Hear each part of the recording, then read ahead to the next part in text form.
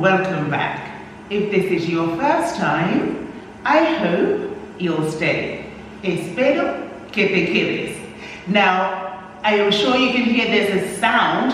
There's something going on with the AC, but I really hope that it does not hinder your comprehension. Okay, with that said, today the class is all about sounding more natural and getting some more colloquial expressions into your conversations, and also being able to understand these colloquial expressions that I find extremely common and I love them. I only give you things, guys, that I love, and so from that I thought, okay, this week what I'm going to do is I'm going to listen to the expressions I hear the most being used by my Spanish students, or in general around Spanish people. And these are the 10 that I've come up with, because I also use these 10, so I think I have to give them to you. I have to give them to you. I can do nothing less. Okay, so with that, remember, with colloquial expressions, we don't write them down. We use them in conversation when we're in a more informal setting, or we're having a conversation with somebody that we know or that we're comfortable with. Okay? Some of these, obviously, you can use for writing, but I will let you know which ones those are. Okay? So, the first one that I've got for you, and you would have seen this because there was a movie. The one, Jorobado. Do you remember what Jorobado is? Jorobado is hunchback. The Jorobado de Notre Dame. Okay? The Hunchback of Notre Dame. Do you remember that movie? I used to love that. Okay, so that movie, you would have seen the word jorobado. Just means you're a hunchback, jorobado. But in Spanish, they use the verb jorobarse a lot. Okay, a lot. They use it a lot colloquially. So it just means to annoy someone when you get on their nerves a lot. It's just basically to say that if something is going on, you just have to put up with it. You just have to grin and bear it. So a sentence might be, okay, tú quieres venir a la fiesta, pero no tienes dinero. Okay? Si tu padre no te da dinero, pues te jorobas. Okay? So you want to come to the party, but if your dad doesn't give you any money, what are you going to do? You just have to grin and bear it. There's nothing you can do. Te jorobas. Okay? You grin and bear it. That's it. There's nothing you can do. It kind of gets in your way and it messes up your plans, but te jorobas. Yes? It hinders you from doing what you're doing. I love this expression because my friends use it a lot. My Spanish friends use it a lot. Okay? Nos ha jorobado muchísimo que hayas hecho eso. Okay? So it really bothered us that you didn't come. Okay? It really ruined our plans a little bit. Jorobarse. Love that expression. If you've heard that before, write the sentence down that you heard. Love it because it's very popular. Jorobarse. To grin and bear it, or to put up with something because there's nothing else you can do about it. Something happens, ruined your plans a little bit, but there's absolutely nothing you can do but grin and bear it, okay? Jorobarse. Me han jorobado vivo. Me han jorobado la vida. Okay? They've ruined my life. What am I going to do about it? Okay? So it's really when something happens that ruins your plans or really gets on your nerves and messes up what you're supposed to be doing. Me han jorobado. Me han jorobado. Okay? Right. So the next one is one that I use a lot. A lot. I love it. Okay? ¿A quién se le ocurre? Okay? ¿A quién se le ocurre? And it's basically saying, who in their right mind would do that? Okay? I say that a lot, both in English and in Spanish. Okay? Let me know if you knew that. ¿A quién se le ocurre llevar tanta ropa en verano para ir a caminar? Okay? Who in their right mind would put on so much clothes to go walking in the middle of summer? Yeah? Who would think of that? Who in their right mind would do something? Okay? ¿A quién se le ocurre? Finish that sentence. ¿A quién se le ocurre? Whatever it might be. ¿A quién se le ocurre Decir que habla francés si no tiene idea. Who in their right mind would say that they speak French if they don't? Okay, because you know that you lie is going to come out. ¿A quién se le ocurre? Who in their right mind will do that? Love that. Let me know if you knew it. Okay, the next one. Also one I love, and in this area where I live at the moment, it's used a lot. No puedo con mi alma. Now thinking about it, I am sure you've seen that one before. No puedo con mi alma. Literally, I can't with my soul. Because it's just so heavy, it's so heavy. Okay, no puedo con mi alma just basically means you are so tired. You are very tired, you are knackered.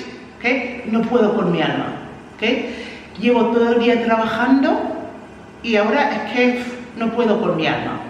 So I've been working all day and I'm knackered now, okay? So to be physically exhausted that you cannot do anything, you can't move, you can't do anything, you're just so tired, so exhausted that even your soul is heavy for you, okay? So to be knackered, no puedo con mi alma, so I'm really knackered. I'm completely knackered, okay? I'm knackered. Tell me you don't love that one. No puedo con mi alma, okay? No puedo con mi alma. It just sounds like it should be in a telenovela because it's so dramatic. I can't with my soul. My soul is just so heavy, I cannot with it, okay? Right, okay, moving on. No ser más que. Love that, okay? Makes no sense when you translate it, okay? To be more than. To be more than what? Doesn't actually mean that. It just means just. So I might say, no éramos más que niños. Okay? We were just kids. No éramos más que niños tontos jugando sin pensar.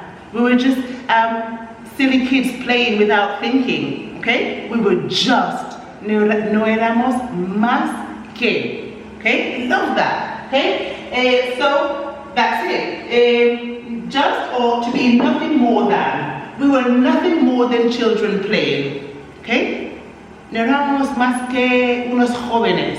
We were just young people. We were nothing more than young people having a good time. No éramos más que jóvenes pasándolo bien, no pensando en mañana. Okay? We're just young people having a good time, not thinking about the future. Okay? Love it. Okay? Conjugated. No éramos más. Okay? Or maybe in the present tense, no es más que un tonto. Okay? He's just a fool. Okay? You can conjugate it in whatever tense you want, not just the past. Okay? No soy más que una niña sencilla del pueblo. I'm just a simple girl from the village, okay? To be just whatever it is, okay? Or to just be, yeah? Love that. Okay, to be nothing more than. Next, number 5. I think you've seen this because I've mentioned it prior, before, in another video. I'm positive, okay? Tocarle las narices a alguien. So literally to touch someone, their noses. To touch somebody's noses. Okay? You annoy them. You're a nuisance to them. Okay? So I'll take that sentence. No le toques más las narices a Pablo. Déjale en paz. Okay? So stop annoying Pablo. Just leave him alone. Okay? Tocarle las narices a alguien. To bother them, to bug them, to be a nuisance to them. Okay? Right. So to annoy or to bug someone, okay? To just be irritating, to just, little brothers or little siblings are always doing this, okay? Siempre me está tocando las narices. My brother's always bugging me, he's always annoying me, he's always trying to get under my skin, okay? Okay, the next one you're going to love. Dar la vuelta a la tortilla. Literally, to turn the omelette over. What does it mean? dar la vuelta a la tortilla is when you would say in English to turn it around, just turn the situation around. So imagine you said, oh, Kerry, your head is extremely big, get it out of the way, but I get really offended and I call you out on it, and then you say, oh no, I didn't mean it like that, you're being really sensitive. So it's trying to make something seem different from the reality of what it really is. So to turn it around, turn it around so it looks different, to make it seem as though you meant something else, okay? Okay, so a sentence I might say, ya te entendí, no des la vuelta a la tortilla ahora, okay? So I already understood you, don't try to turn things around, okay? Da la vuelta a la tortilla. I love that Spanish people are always using foods in their expressions. They're just so full of imagination. I really like this one for you, okay? Next one, estar a punto de. Remember, this one is very much used. You can write this down because it's not so informal. Okay, this is just every day. So, estar a punto de is that you're about to do something. Okay, estoy a punto de salir de compras. Okay, so I'm about to go out shopping. So, estoy a punto de plus your verb. Estoy a punto de empezar un trabajo nuevo. I'm just about to start a new job. So to be about to do something. To be about to do something. Okay? On the verge of doing something, you're just about to do it. Okay? I would say that one is key, and you can write that because it's not so informal at all. Next one. Queda. Now, we've seen the verb quedar. There are so many expressions with the verb quedar, which means to stay. But here, you can use it with an adjective. And one such expression that I hear a lot is, for example, queda mono, queda monísimo. Remember, mono means cute, but if you say something, oh, that looks so good, queda monísimo, that looks so cute, queda monísimo. Oh, queda bonito, okay, that looks nice. Okay, queda precioso. Okay, so normally with these adjectives I would say queda mono. So for example, queda mono or queda bien. Okay, it looks good. Okay, or it's okay like that. It looks cute or whatever. That expression you will hear a lot. Queda monísimo. That dress that you're wearing looks so great on you. Looks so cute. Okay, esos zapatos quedan monísimos. Okay, cute. Queda bien. That looks good. Queda bien. Okay, it turned out great. It turned out really fantastic. Okay, great. Moving on. Faltar mucho para algo. Okay, faltar mucho para algo, which I think you would have heard, but perhaps you haven't used it as much. Faltar, which means something is missing, okay, or something is necessary. But this expression means you have a long way to go for something. So maybe it's a long way off. A long way to go till something. Okay? So maybe you say, falta mucho para mi cumpleaños. Okay? So my birthday is a long way off. Okay, it's still a long way to go before my birthday. Okay, now the next one is quite the opposite. Okay, falta poco para algo. It means there's not much time before something. So something is approaching. Okay, so if I was to say, falta poco para mi cumple. My birthday is approaching. It really is as well. My birthday is in November, and so mi cumple, falta poco para mi cumple. Okay? Falta poco para mi cumple. It's approaching. So when something is nearly here, it's not a long way off, you would say falta poco. maybe you're waiting for class to start, and I might say, guys, sit down, porque falta poco para empezar la clase, okay? The class is going to start in no time at all, okay? Falta poco para.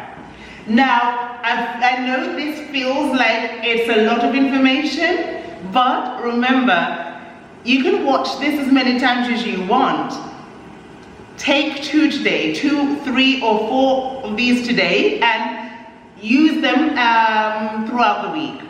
Make sure you're using them gradually and you're including them in your conversations. And then another day you go back and you re-watch this, and then you can do the same again. Poco a poco, okay? Bit by bit.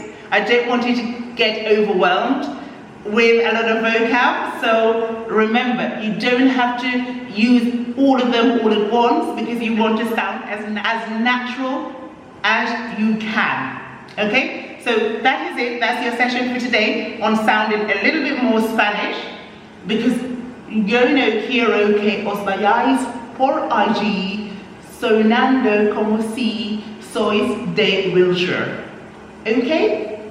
Y con eso os voy a dejar, okay? Our plan is to sound a bit more Spanish. That is it. Employ them, guys, employ them. And do not forget to subscribe down below and leave any comment or questions that you might have up here, okay? Have a fantastic rest of the day. Study, but take your study breaks too. With that, I'm gonna say goodbye. Adios. I forgot to put this one in, which was to turn it around. Turn something